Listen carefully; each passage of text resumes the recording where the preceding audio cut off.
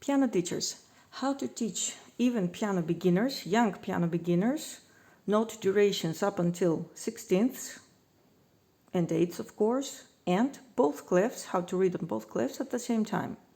This is a very easy and simple, a very short exercise, 3 to 5 minutes, where you draw 4 bars or 1 by 1, just the first 2, to teach the wholes and the halves, then add little by little the eighths and place them in different positions, and then add also 16ths.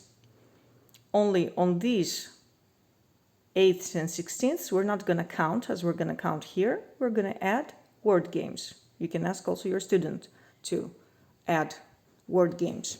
So again, using only the same finger, either second or third or fourth or even the thumbs, it's easier to start with index fingers, especially for younger children, and draw the keys. So already their eyes are getting used to seeing that the same key is not written in the same space or line in treble clef and bass clef. Give 1 bar before you start counting, and you count those first 2 bars. You can also count this 1 and 2 because it's easy. And then here we're going to start creating a little story where the words are going to apply the syllables of the words, and the intonation of those words is going to fit perfectly into this rhythm here. So 1, 2, 3, 4. 1, 2, 3, 4. 1, 2, 3, 4. 1, 2. Let's go buy 1 big sweet watermelon fruit. So instead of 16ths, 1 and 2, and this would be 1, 2, and 1 and 3, 4. I don't even know how to count it so fast. Create a word with 4 syllables or 2 words. Here we chose watermelon. Watermelon, because it's being also intonated on the first syllable. We need that because this is a relatively strong part of the bar. This is the third part, the third beat. So the strong parts are 1, 1, 1, 1, and then the second most important is the 3. 3, 3. So watermelon, or let's go play now. You can improvise with your student and find other words or stories.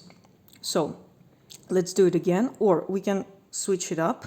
If you see that your student is getting it 2 or 3 times, you count with them, of course, and you also ask them to count with you.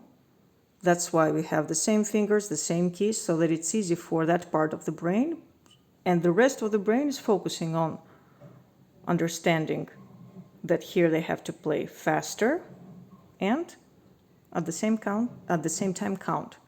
So let's say we switched it up, and now I'm going to play this rhythmical pattern on my left hand, the watermelon, and the easy part, only holes, on my right hand.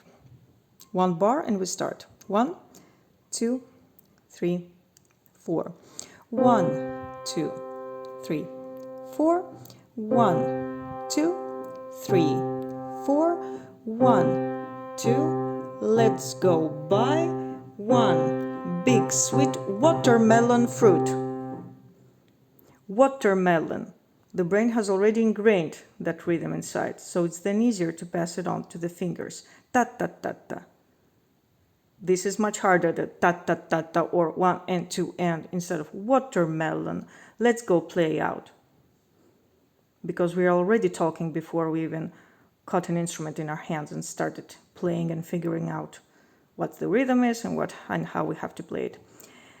This exercise lasts 3 to 5 minutes. You can add it after or before scales in your piano lessons, and it's gonna give you a totally different change in the way your students are reading both clefs and note durations, even for beginners.